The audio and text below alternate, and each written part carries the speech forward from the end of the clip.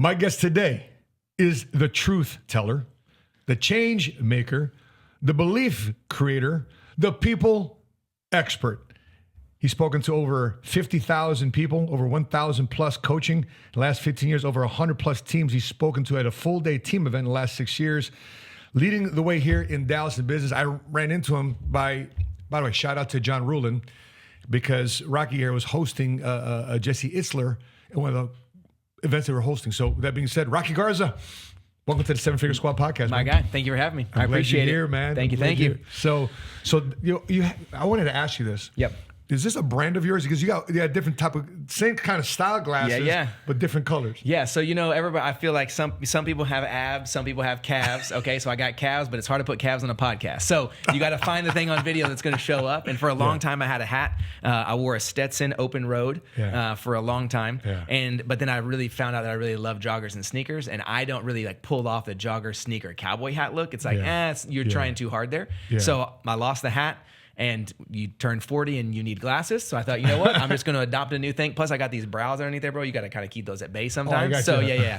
So keep the brows back and keep the glasses going. So I know that it's about to get serious. So today, like, if I give you one of these, hey, that means we're about to, when the glasses come off. Yeah, and then you got to bite the. That's right. Then you got to bite your glasses. Then you talk back to me and I'm like, Yeah, that's what we got to do. So yeah, just a prop, just a tool we got to use, but it also does help me see better. So outstanding. That's a unique thing. It's a memorable thing from a branding standpoint. So, we had an amazing interaction with you because you hung out with our guys after the meeting.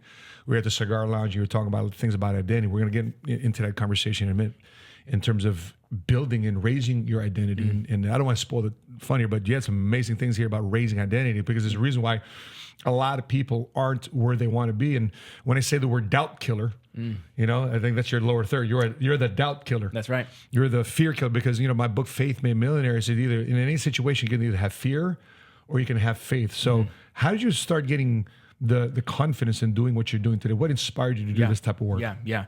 So, I think I feel like I got to go back to the very beginning because I think oftentimes we don't go back far enough to gain enough clarity about where we want to go forward. Okay. So I think oftentimes we hesitate because our past is ruling our life. We get wildly overwhelmed. Well, but what happened to me at this time? What happened to me at this time? What happened to me at this time? And our inability to deal with the past prevents us from living in the present.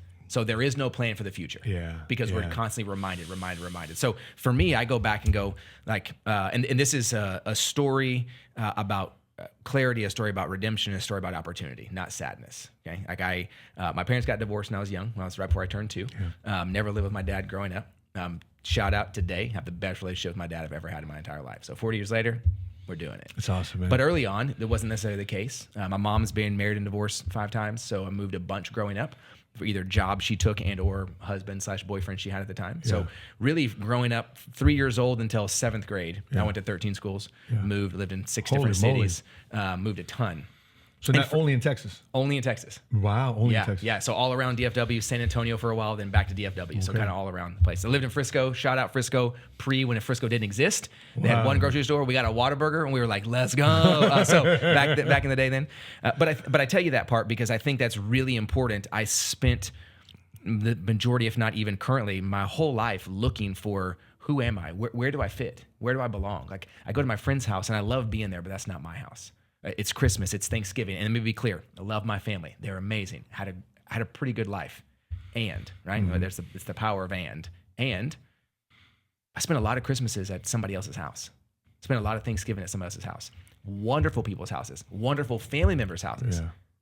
Not my house, right? So I think I've been on this journey over the last 40 years of exploring where do I fit? Where do I belong? Where is my home, right? I think this deep desire to love my wife and to love my kids and to be present with them early on was because I wanted to prove to people I wasn't who they thought I was. Not until I became clear about my identity, relinquished the fear of doubt and lived into the confidence of conviction, did I recognize I didn't love my wife to prove to my dad I wasn't like him. I love my wife because I'm in love with my wife. But a lot of times we go, I love my job. But we don't say I love my job because I love my job. We say I love my job because it pays me. Oh, I love my job because I don't want to lose it. we live in this reactive state. And so for me, I've spent a long portion of my life, even now, I'm passionate about discovering every day, who am I? What makes me me? Not as an authority builder because I'm better, right? Yeah. It's the paradox between confidence and ego. Yeah. Right? Like it's a difference between, we hear it all the time, like, I'm proud to be an American. I am.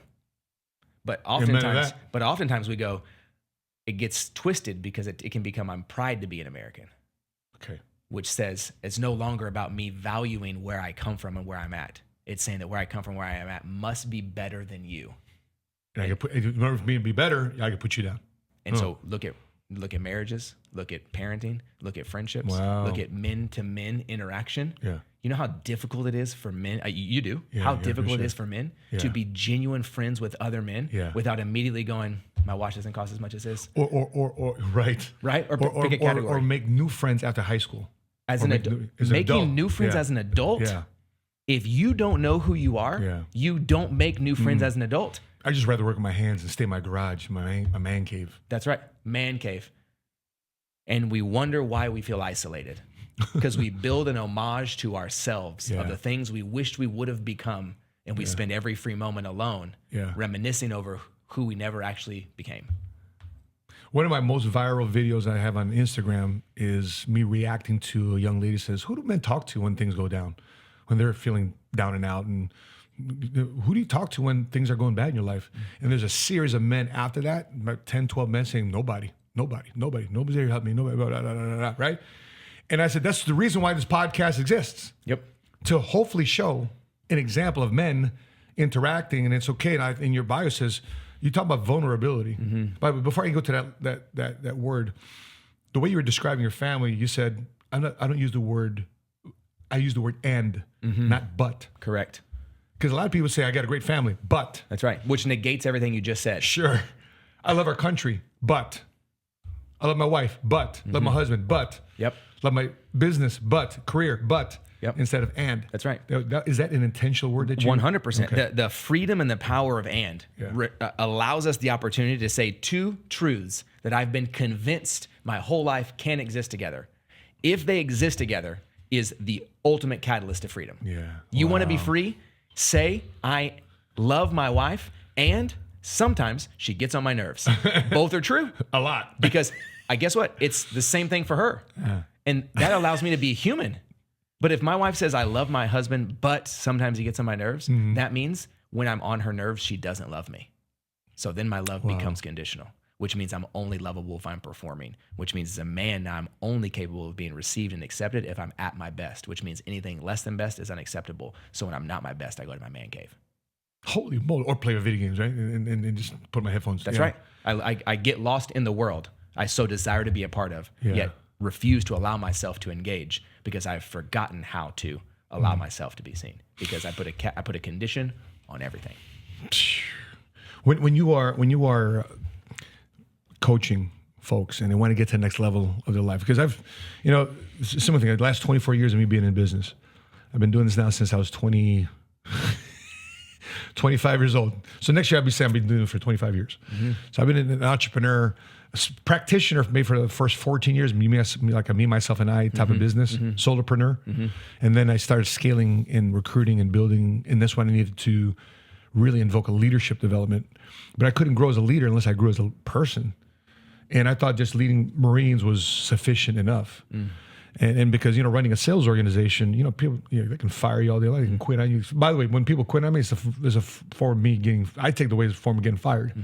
Like there's something that I didn't do right here that they can find better opportunity elsewhere. I got fired. They didn't quit on me. I got fired. And so that makes me want to get better. And I've been fired a lot. I've been fired a lot until, what we've experienced here the last, 8.5 years. But I've met a lot of people, Rocky, who says, I want to change my life. I want to fight for my family. I want my kids to be so proud of me. I want to take care of my mom. I want to build a community center. And next, then 2 weeks after, a month later, they're part of the witness protection program. Yep. There's nobody to find them. Haven't seen them. They don't respond to text message. They stopped coming back to their church, their actual church or the financial church, which is what we would call our office. What goes in that process? Help us unpack that. Yeah. I don't know that any individual can ever find an external motivation that is going to be greater of an influence in their life than internal conviction. Wow. So what happens is people go, I have an external motivation. I'm going to buy a house for my mom. I'm going to retire my mom. How much money do you have? I currently have $100 in the bank and I'm 20K in debt. Feels like that motivation is a way for you to convince yourself that someday you might be okay. You will not be okay until you have an internal conviction that is greater than your external motivation. Motivation is temporary. I don't get me wrong. I love it. Lots of people go, Rocky, you're a motivational speaker. Sure. I mean, I don't have time to fight it. Sure. You know, you have a context for that. Great. But like motivation is in here. I feel good. Nothing wrong with it. I like it. Right. Inspiration. Right. Different story. Let's go. Right. Got it. Is internal. That's right. But both of those are fleeting. Because I can steal your inspiration and motivation. Wow. If I want to with Tell words, me more. I love it. Yeah. Like I can be aggressive enough, vulgar enough, penetrate the wound enough. I stab it enough. Motivation and inspiration goes away. Wow. Right? The bank comes to get your home. I don't care how well you're inspired on YouTube. You ain't going back to YouTube when you're sitting in your car by yourself. I just don't think you are. Right? However, to me, the third one that I don't think gets communicated enough is conviction. A deep-seated belief I'm unwilling to waver from.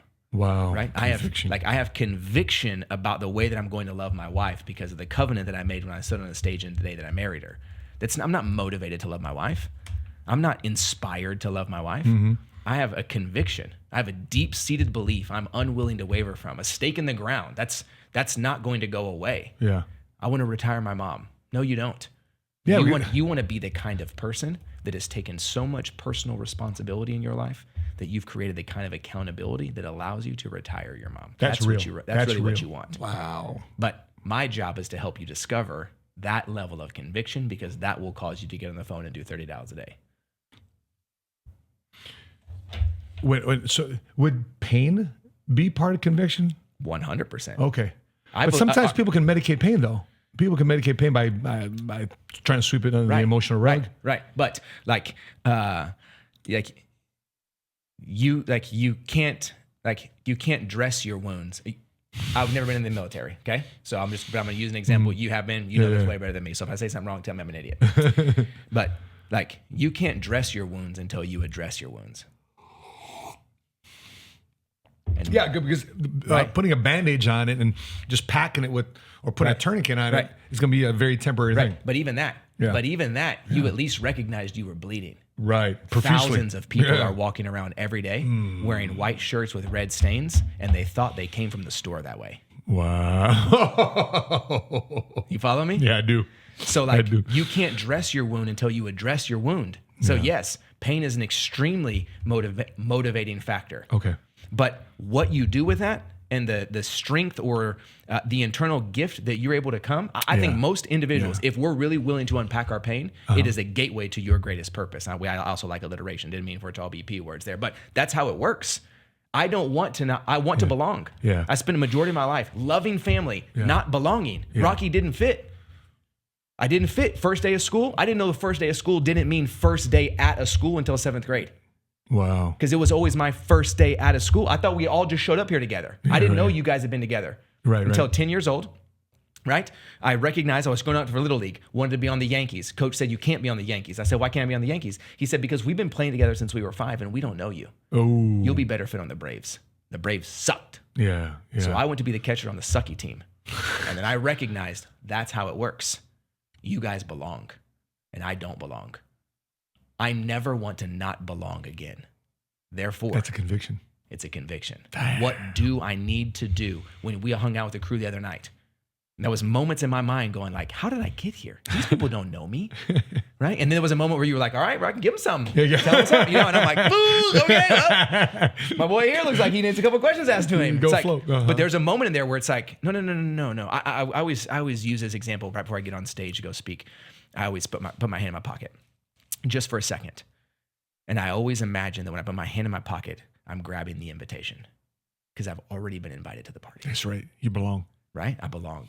You already asked me to be here. I don't have to get on stage and prove why I deserve to be at the party. Yeah. The party has started. Yeah.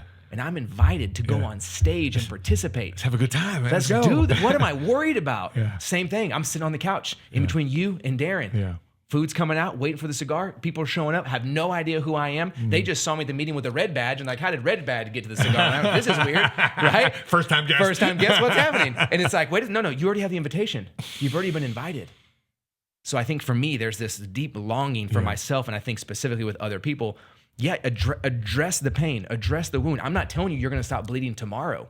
Yeah. Everything takes time to heal. But if you just keep pretending that your shirts come with red stains on them, you're going to be in pain the rest of your life. Interesting. So let's dive further. So what's the first steps then in addressing your pain? So therefore it doesn't keep you from somebody stealing your joy. That's right. Stealing your inspiration or your motivation. Right. That's right. Number one, you must become aware. Put yourself in a position to be aware. Look at the stain. Awareness is the first key to anything. It's like a stoic approach. That's right. Look at it. Yeah. Don't not good or bad. The phrasing I would say is to get to a place where we're going to begin to unpack pain and allow it to transform into purpose. You need space and you need grace. Okay. Space defined as grace from who though? We'll get there. Okay. Space defined as a momentary pause to assess what is. Not good, not bad, not positive, not negative. Don't tell me why it's terrible. Don't tell me why it's awesome. Both of them are probably wrong. Just tell me what's the truth. Why are you hurting? Does it hurt? Yeah. Are you limping or is that just how you walk? Just tell me the truth, right? Nope, I'm not injured, just strained a muscle in my back. Interesting. There's a plan for that. Right. But if you have a slipped disc or your back is broken, that is a very different thing. Just give me the space to assess. Yep. Now, once we have that, we go, okay, what is true? This is true. Okay. P.S. doesn't happen in isolation. If you think you're going to solve your own problems by yourself, you're full of crap. It's like Albert Einstein, the same level of problem that's created can be solved in the same level of consciousness in which it was originally created. That's right. You need somebody else to. That's right. That's why mentors are important, coaches are important. You guys are important. Masterminds are important. 100%. That's right. That's right. When you talk to yourself, you can't hear yourself. Right. So you got to have somebody else help extract it out of you. Yeah. So and you most likely want to tell yourself what things that you want to hear. That's right. Not the truth. Because they want to feel good about themselves. Yeah, The best coaches in the world, their number one goal is to make you as great as you can, not for you to think they're the best it's ever been. If you have a coach in your life and you leave thinking, man, that person thinks they're awesome, it's a bad coach. If you leave that call going, I've never seen myself more clearly and I believe more today, even if it's 1% than I did yesterday, you have a great coach. Because their motivation is to help you become you. The best quarterback coaches in the world have never been quarterbacks. They're great at extracting the strengths out of the best quarterbacks. Yeah. Now, wouldn't it be weird if your quarterback coach was trying to show you how they could throw the ball better than you? Wouldn't that be weird? Right. But why do we allow that in business? We allow people and coaches. Coaches in our life to go. Well, you know how awesome I am, though. Yeah. See, if you could be awesome like me, then one day you could be awesome too. You let broke people try to steal your joy. I mean, you got multi-million-dollar dreams. You let a broke person. That's right. Rob you. I got his course for $16. I got everything I need, bro. Come on, you can get that on YouTube for free. So anyway, you can go to 7 Figure Podcast. Check it out. So there you go, my man. But I think so. After space, then you need grace. There's two kinds of grace. There's internal and there's external. Okay, external grace is defined as the ability to see myself in someone else. If you want to heal, half of us in the room need to be able to extend external grace. For me to forgive my father, I had to recognize myself in my father. He is human like me. Yeah. The things he said that make me frustrated came out of my mouth yesterday. It's all right, bro. I love you. I remember telling my dad when I was 20 years old in college, I said, when you come see me, it hadn't been in my college ever, fully expecting him to say no, because if he said no, then I was going to say that was it. And he said, great, what time should I be there?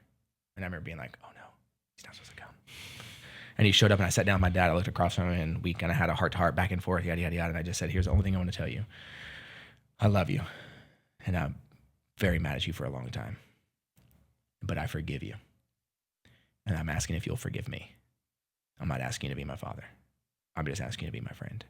But I believe that God has a plan for my life, and I do not want to walk down that path and turn around and you're not there because I didn't invite you. This is my invitation for you to join me. And our relationship has grown by 2% every year for the last 2 decades. 2% a year, I would tell you, is a waste of my time. 20 years later. Wow, amen to that. Right. You know, it's I'm glad you said that because you had a reasonable expectation You said 2%. People think you're supposed to make that, and you're supposed to miracle back 20 years of not being there in one conversation. It's not going to happen. No, because you didn't get there in one conversation. Right.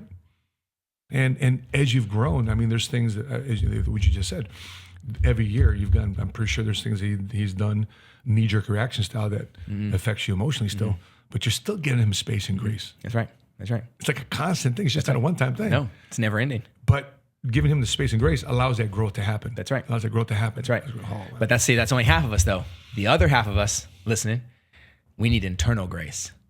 And that's the ability to see ourselves in ourselves. And that's where most of us stop, that's where we lack clarity. That's where we lack the language to describe who we are. We forget that we, in fact, are human. We have minimal expectations for ourselves and a low barrier to entry. Yeah. We don't allow ourselves to go, wait a second, I am also human. That's not an excuse for me to go do whatever I want and be flippant with my life. That's ridiculous. However, it is an opportunity to recognize that what I did 3 years ago, I did 3 years ago because I didn't know what I know now. Now, if I repeat the same mistake over and over and over, now that's on me. Yeah.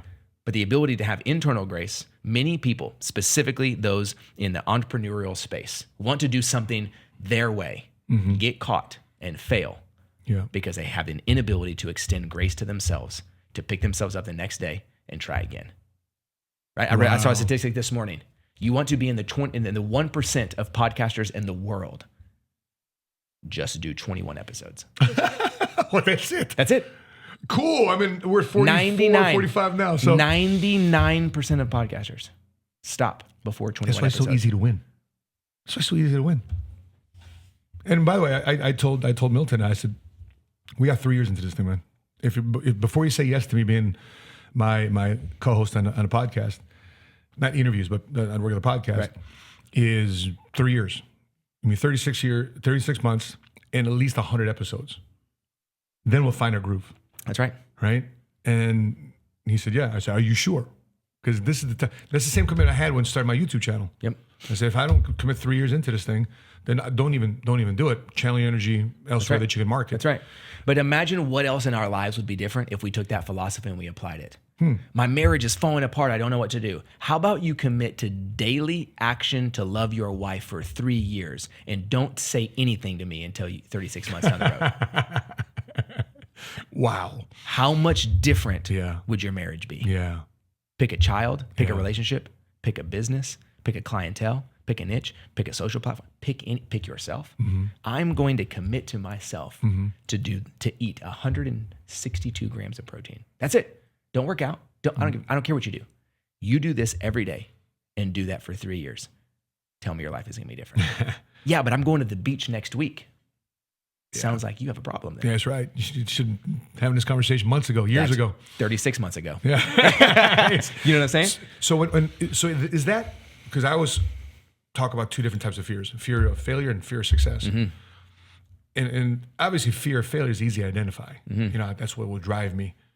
But I also see people not being driven because I see them get to a certain level, and right when they're about to hit that breakthrough, they just slow down. They're about to cross $100,000 income, they're back down to 80. Yep. They're about to cross $1 million income, they're back down to $500K in their business, right? So I'm wondering what is going on. And I read this book called Secrets of the Millionaire Mind by T. Harv Eker, and people feel guilty about giving themselves that space and grace because I'm first generation cash flow millionaire because they're guilty that everybody before them was broke, and they're guilty becoming the first two. Maybe it's fear of Biggie Smalls said, more money, more problems, right? People buy into that negative affirmation. That's right. The way I look at it is more money, better problems. That's right. Problems I don't care where go. I just want better problems. I want the money to attack it. My mentor tells me all the time. He said, "Rocky, that's a real problem for you, but I want you to understand that's a high class problem." And that's it's really. You're right. It is. I will take high class problems all day long. Yeah. So I'm trick or treating in our new neighborhood now in Starwood, right? I'm like, what a freaking neighborhood of trick or treating, right? Every house next to me is like a freaking ballin' mansion, and I'm like, yeah, you live in one and two. I'm like, but I'm looking at this stuff like, I live here. Holy moly, I live here. And then I'm looking at my son's trick or treat. full bars. Yeah. Homeboy got a 6-pack of full-size Snickers. Right? Like brand name candy, not just like not the little black and orange ones that were twisted up in the wax paper that tasted terrible. You know, they were supposed to be peanut butter. Candy corns. Yeah. Just freehand them, throw them back in there. They got organic gummy bears. Yeah. Like, what the hell is this stuff? Type of stuff. Like, I'm just pinching myself. I'm like, I live here. But I'm also thinking to myself, I'm grateful and thankful that my mentor, Patrick David, had me see myself in a bigger light, that my identity was to say, this is why not receive the invitation? You belong in this neighborhood. That's right. Because even there's still a part of me that says, that's right. I live in this neighborhood. Yeah, you belong in this neighborhood. And I go to my neighbors. That's what I love about Halloween. I get to meet the neighbors that for some reason we don't get to see these days. That's right. You know, when was the last time you actually surveyed your neighbors, your apartment to your left and to your right, across the hallway? That's right. You don't even say hello until see each other in the hallway. What's up? Yep. So Halloween, hi, I'm your neighbor. And I was shaking her hand like, yo, dog, I belong here. Yeah. My name is Matt. Nice to meet you. And I'm looking at these folks, and a couple Cowboys players came out, a couple defensive coordinator people, C-suite execs. And I'm thinking to myself, I don't even have a freaking college degree. Yep. I had 2.2 GPA. By the grace of God, give myself space and grace to accept. So my question, though, going back to it, though, is do you see people having more or even more, just as much or even more, fear of success than you do fear of failure? Yeah, I think there's a threshold that you get to. Most of us start off with a fear of failure unless we experience a ton of it early on in our life. I'm a really firm believer, whatever happens between the ages of 6 and 12, okay, in our life, that we do to survive. And now I don't mean life or death unless that's your story, but what we experience in that time frame is where developmentally is where we are testing truths that we think are true. We're testing the world to see if they are true. If whatever we test, our result is typically the default mechanism as an adult. Wow. Okay, so Rocky, 6 to 12, default mechanism. What did I learn to be true? You better learn how to talk if you want to have friends. You better be witty. You're the first kid at school if you want to be liked. You better find a way to use words and speak really fast so that people have ability to listen. So when you're ready to slow down and really draw them, how can you use your words to gather people's attention? Because they don't know you. And if you want them to know you, let's get even better. If you want to be known, you better discover a way to do that. So I tested between 6 and 12. It wasn't as aware of it as I am now, obviously. But at the time, that's what I learned to be true. I grow up. Guess what? Rocky's a guy that asks a lot of questions. He likes to talk. He's trying to figure it out. He loves to meet new people. He wants to. So I think it's really important for us to note what happens in that time frame, because most of us grow into a fear of failure until or unless we get ourselves to a place to recognize we are no longer going to live reactive. Now, where we get into a fear of success is because we recognize we went from reactivity to proactivity. Oh, wow. Right? Okay. I no longer am going to try to keep the bad stuff out only. I'm going to wake up and try to get some good stuff in. Most of us get caught there. Right? So your fear of failure, fear of success, we'll call it 80-20. 80% of the world, by the way, I'm totally making up these numbers, but in my experience with clients I work with, 80% of people are stuck in fear of failure. So, I mean, you've got a broad... we're talking tens of thousands of people over the last 10 years. Yeah, so 80% of people, you're experimenting with it. 80% of people are stuck in fear of failure because you wake up reactive, right? If you're listening right now, if you wake up and check your phone in the first 10 minutes, you cannot be proactive the rest of the day. What color are the notifications on our phone when they pop up? The bubble. Is it red? That's right. Stop. Yep. It says react, fire, panic, freak out. What is it? Give yourself some, for me, like as my kids, I have to wake up before my kids. 7 days a week, 365. I do not let my kids wake me up. I hate being woken up by them. Because what happens? Dad's asleep. Dad. What? React from the jump. Right. Now I got to expend 5x the energy to get back into proactivity. No, let me get up on my own. Close the door so my wife doesn't wake up. Turn the coffee on. Let the dog out. Look outside. Get a little coffee. I'm proactive. I'm going to choose what I do. Now, if you can get that's right. Habits. If you can get past the 80%, and you can go from reactive and you can begin to build proactivity, then we get into fear of success. Okay, so I have the tools and resources. I'm doing a little bit. 6 figures. People help me out too. I got they clients. like me. I got referrals. They're paying me. I worked out today. I hit my protein. My macros are dialed in, right? We get this level of proactivity, and then we go, wait a second. Pay my bills. What happens now? Especially if you're first generation. Pick a category. Right? My same guy that my mentor that told me how to high class problems. He said, Rocky, do you ever feel like, well, first he said, do you believe you're a generational breaker. And I thought about it for a second. I said, I mean, yes, I am. And he said, okay. He said, can I tell you something that I don't ever want you to forget? Right? I grab my pen, paper. I'm like, you hit me up, bro. He said, I want to remind you that in any area of your life where you are creating a generational break, you are absolutely making it up as you go, but you are never faking it. He said, because it's never been done before. That's why you're the first. So you're making it up as you go. Uncharted territory. But if you can give yourself that, you want to cross that 20% window of fear of success and really get into the place where you're really in the groove, remind yourself that you are absolutely making it up as you go every day, and you're crushing it. And it's supposed to be that way. Yeah, that's powerful. And I think for me, that has been a wildly catalytic thing in my life to go, one, I deserve to be here. Two, I know what I'm talking about. That doesn't mean I'm the only one in the world that knows what I'm talking about, but you're talking to me right now. So I'm going to tell you the things that I know, right? Like, and I belong and I don't have to prove myself. The invitation's in my pocket. It's my choice. Am I going to show up and be me? Or am I going to show up and be who I think you need me to be? And only one of those is convictional, and only one of those is sustainable. There you go.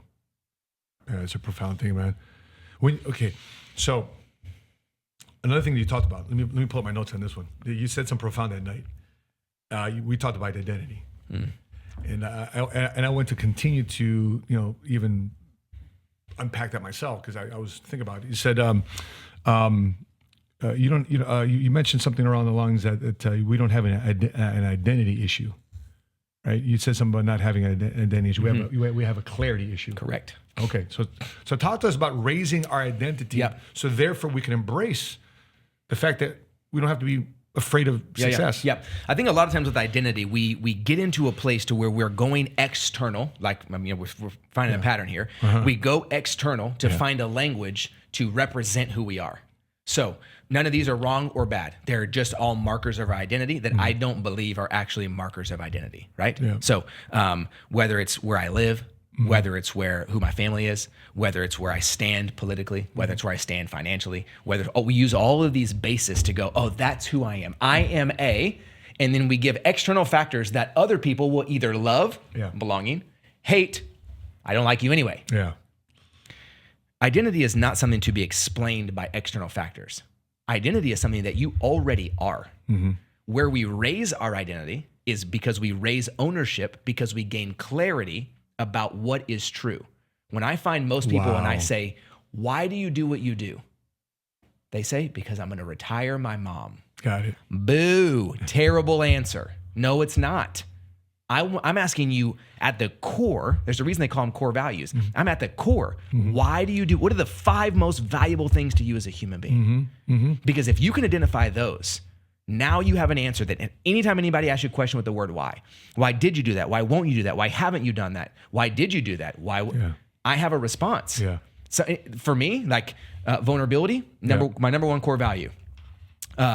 Experience, although a weird one, number 2 value for me. I value creating an experience. Intimacy, third core value. Some people are like, that's weird.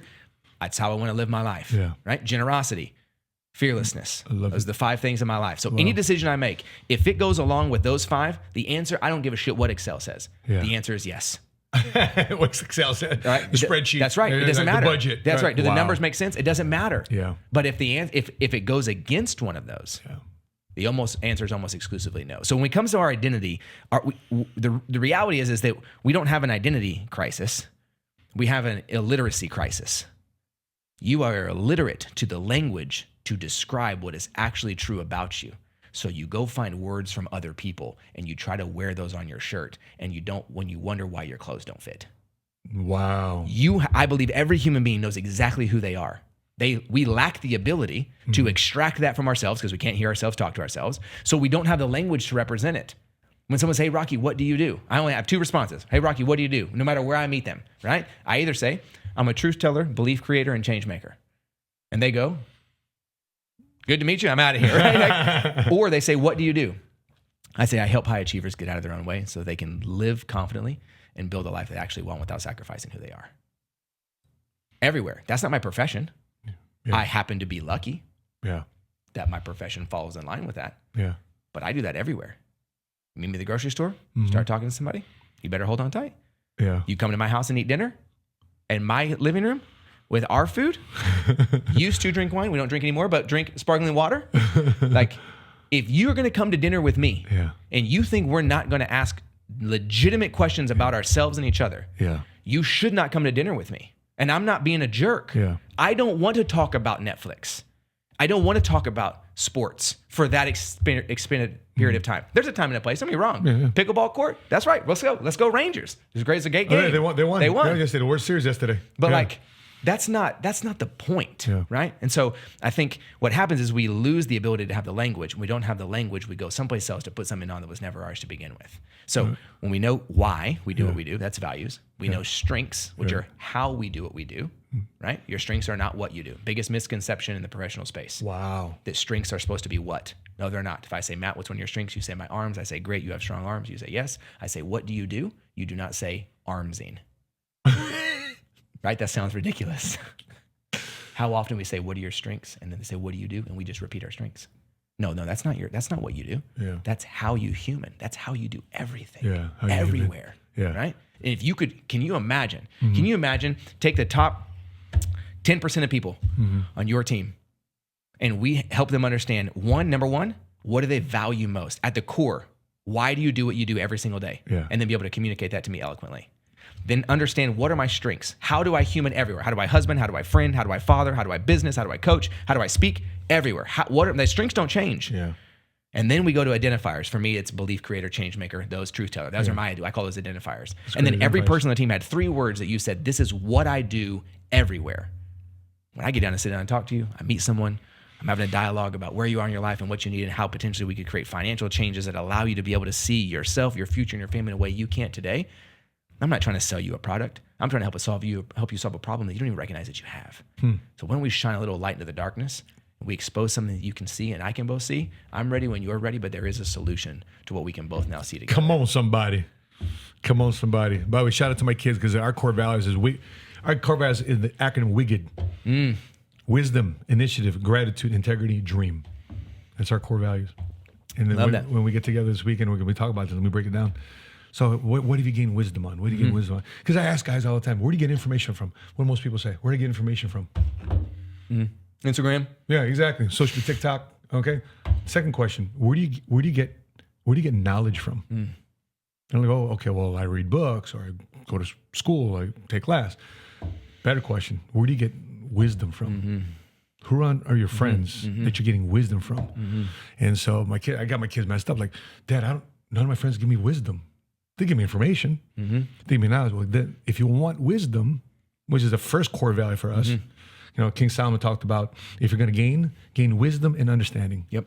If you want to live a life of happiness, prosperity, wealth, and contribution, gain wisdom and understanding. And so, let me ask you that question. So, by the way, I love how you broke down identity, how to raise your identity. I think if people can see. Did you want to add something to that? Because your steps were into raising your identity. From what I gathered, was just finding out where, what is that why a lot of people relate with comics? Because comics are saying things that you already know you're thinking. They found a language that they identify with. Oh, I get that guy. That's why I like him so much, because he's saying things I didn't have the words to say myself. That's right. Pick any person, politician or comedian. Pastor. Let's go. Any of those 3, okay? The ones that are most attractive are also the ones that are most hated. Find me one that's loved and not hated. Find me one that's hated that's not loved. Can't do it. Because they typically are communicating something that there is a broad enough audience going, I have always wanted to say that. And that said it from the stage, right? Let's go. Doesn't matter what they said. That freedom, because that's actually the thing we're resonating with. Yeah. I can't believe you said that. I think that's the part, like pick any person, right? That pastor, I love them. I hate them. Why do you love them? Because he finally is showing me you can love God, love people, and live a free life outside of the oppression of what I think I'm supposed to do. Otherwise, God's not going to love me. Why do you hate him? Because they have everything I've ever wanted and I don't have, and they say they love God, and that can't be true. because I love God and I never got it. Right. Interesting. Damn. So we still have yet to talk about what they said. We're only talking about how what they say makes you feel. Mm-hmm. Interesting. So it never was the actual message. It was the way the message resonated with you. It was the words they either gave you or stole from you. That's what made you feel some kind of way. Yeah, absolutely. We do the same thing for ourselves' identity. Huh. We like the words we were given. We find a way to go to the races with it. Or we despise the words that we were given. It goes into the book, Build Confidence. Stories that are someone else told us about us. Yeah. One of the things that I found really quick in terms of building confidence is I had stopped caring about what other people think. Mm-hmm. Can you give a process or a step-by-step type of way to really unpack that? Because me, I just kind of, I was just brutal about it. I'm just going to run through the wall. That's right. I wasn't very thoughtful about it. I just stopped. I just cold turkey. I don't care about people. Yep. But people don't do that. Is there a better way to do it? Yeah. So you start by going, okay, most of us want to go, well, I just want to figure out what my doubt is, what my fear is. You're not going to find it that way. Yeah. Because it's hidden. It's sneaky. Doubt's sneaky. Yeah. Most of us think that doubt is this big aggressive monster. I just did a podcast about this last week called The Weekly Rock. I do a podcast every Monday, 5 minutes or less, big topics, just keep it simple. Just me, hit it quickly. We talked about doubt. Most of us think doubt is this big monster who's like just everywhere we go, it's just going to slap us in the face. If it was only that easy, then you could just look at it and walk away. It's not that easy.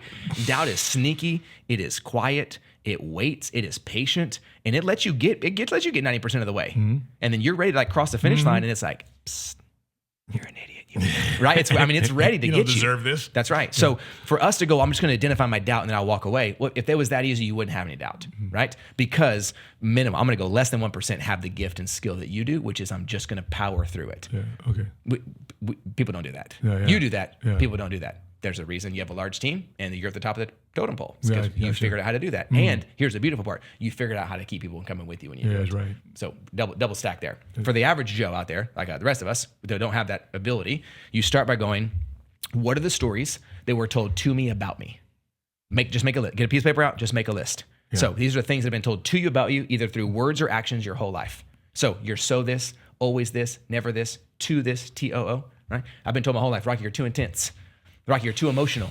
Yeah. Rocky, you're too, hey, calm down. Hey, they don't want to, babe. I mean, early in my marriage, babe, are you going to ask them questions when they come over? I'm getting embarrassed when people come over to dinner to our house, right? Like I've been told these stories my whole life. Doubt starts with the stories communicated to us about us because they are a greater representation of the storyteller than they are the character of the story. Because no one is, you know who's never told me I'm intense? Someone who's intense. You know who's never told me I'm too emotional? Yeah. Someone who's emotional. The stories told to us about us represent an insufficiency the storyteller has in their own life. Typically out of good intentions that they're trying to protect me from. So they tell me, hey, you're an overthinker. Hey, you're too much. Yeah. Hey, you're too patient. Hey, you're too aggressive. Hey, all of them are a representation of the person talking, not me. Yeah. It's a representation of you if you're the one telling me the story, right? Yeah. But we take someone else's insufficiencies and we begin to wear those as our own insecurities. So if we can identify, get a pen and paper out, stories told to me about me, bam, make a list. Stories I tell myself about myself that match these, make a list. 1 + 1 = 147. If you can get a story told to you about you, Rocky, you're too intense. A story I tell myself, Rocky, calm down. You can't be friendly and have convictions, equals Rocky has doubt when he actually says something he believes because what if they don't like me? Now, Rocky doesn't land on that doubt by himself. Yeah. Just, you know what my issue is? I think that I don't believe. No. You got to start by going, what is told to me about me? What am I telling myself about myself? Where those two things collide. We say collision on purpose because on any collision, there's an impact. Yeah. On that collision is either fear, doubt, obstacle, insecurity. If you can identify that, that's right. Yeah. That's right. Wow. Now, I can't change what's told to me about me. I can't change the fact that my mom moved a bunch of times. Control. Yeah. That's right. What can I control? What you tell yourself. So, Rocky, you're too intense. Rocky, you're too intense. Rocky says, calm down. Look at their face. It's not going to work. No. Pause. Wow. I can't change what's told to me about me. Well, what I can say is, this is a huge catalyst for me in my own convictional belief about humans. What if I restated the doubt as a statement of truth and then added to the end, and it is good? So what if instead of saying, Rocky, you're too intense, I said, Rocky, you are intense, and it is good. That's right. Now, how much different do I allow myself to show up if what I believed that was to be doubt is in fact my greatest strength, how do we say it earlier, that my pain was my purpose? If I could live into that and I could say it is good, and that is important for me because to say a statement of truth is only confirmation. To say that it is good is affirmation. Most of us in life are looking for it both. Yeah. I want to know what's true and I want to know that it's good. So, Matt, you are too aggressive. No. Matt is aggressive for the things that he believes in most, and it is good. Wildly attractive. Yeah. And it's not because I'm trying to become something I'm not. It's because I'm living convictionally what is already true. But you got to do the work. Yeah. You got to be willing to go, what is told to me? What do I tell myself? What is the doubt? How do I rewrite this into a statement of truth so it can become a conviction so I can begin to live my life that way? That's what God said when he created the earth. And it is good. Let's go. Now let me chill for a minute. That's right. And then get back to creating. That's right. You know, a couple of Proverbs that come up here in the Bible, but King Solomon says, Proverbs 10:19 says, sin is not ended by multiplying words, but the prudent hold their tongues. You know what to say, what not to say. Proverbs 15:4 tells us the soothing tongue is a tree of life, but a perverse tongue crushes the spirit. So it's important the words and convictions you say come out of our mouth. Let's talk about, since I'm talking about scripture right now, let's talk about faith. Yep. Faith, finance is sometimes something that people have told themselves doesn't mix. And through my own personal journey, I'm like, it absolutely mixes. As a matter of fact, if you're going to pursue finance, you better pursue your faith, because if you want to keep finance on your side and not lose it, it has to be built with faith, not just being reactive to it. So what's your convictions about faith and finance? Yeah, I think you're exactly right. I think oftentimes it has gotten a really bad rap that in order to love God, you must be poor, and in order to be rich, you must hate God. And I have yet to see that any place. Now, I've spent a lot of time in the Bible, spent a lot of time in Scripture. I was previously in full-time ministry, was a pastor for a while, did a lot of preaching and teaching. Wow. So I get it. I get that there are ways to extract a singular line out of Scripture and go, you look like a college pastor. Yeah. Perfect. I will. Yeah. I had a faux hawk in, one tattoo, like welcome to the show. You know, so different life. But I think I often find that, again, it's like anything else. We like to take words, and it could be Scripture, it could be the Bible, it could be our favorite book, it could be Rich Dad Poor Dad. Pick a thing and go, this thing meant this because if it means this, I'm right. Got it. The faith and finance being pitched as oil and water is only pitched by people that it works for. Okay. Follow me? Yeah. Pick any category of Scripture that we go, nope, you're all wrong because it has to be like this. It's typically because it's what works for me and doesn't work for you, or I'm frustrated that it's not working for me and I think that it might have worked for you. And it's those are some polarizing topics. Faith is already polarizing. Right. Talking about money is already polarizing. That's right. You try to put those two together. That's right. And they go, you can't do that. You can't do that. Because when people say, if you want to better your life, improve your life, read the book of John, get you closer to Jesus. Well, quite frankly, my walk with Christ, I got closer to King Solomon. Yeah. I have a better understanding of God's desire and his overwhelming love for me by reading Ecclesiastes. Exactly. Because I'm like, you know what? You are right. All of this is temporary. Correct. And all of it's going to go away. Yeah. It's but a vapor and dust in the wind. You are right. Yeah. But that doesn't mean it's not important. It just means it's temporary. Yeah, right. Like my life is temporary. Yeah. So that now my life's not important? Sure. No. Yeah. My life, while here, my life is wildly important. Do I believe that the eternal side of my life is important as well? Yeah. Yes. But I don't control eternity. Mm-hmm. I control present. Yeah. Therefore, what am I doing? You mentioned earlier wisdom, you mentioned knowledge, and I think for me personally, gratitude. Wisdom is defined as the marriage of knowledge and experience upon reflection. Correct. Right. Yeah. And I love I don't even know who told me, I didn't come up with that. Somebody added that upon reflection part, and I love that part, right? Because you go, what do I know, but what have I done? Yeah. Okay. Well, you don't just get wisdom because you know some things and did some things. You did some things, you know some things, and you reflected on some things. Yeah. A little space and grace in there. Next thing you know, a little wisdom popped in there. That's right. Well, when it comes to faith and finance, a wonderful full life can't just be said is built on faith plus finance equals a full life. No, it would be faith plus finance upon reflection. Upon reflection, you go, what am I doing with my faith and what am I doing with my finances? Because I can control what I do with them today. Yeah. But the level, the abundance of those things, now I'm saying there's a limit to what God is going to do for me, can do for me, can participate in, will entrust me with, will give me the responsibility for. And I'm going to put myself in the driver's seat of something that was never mine to drive to begin with.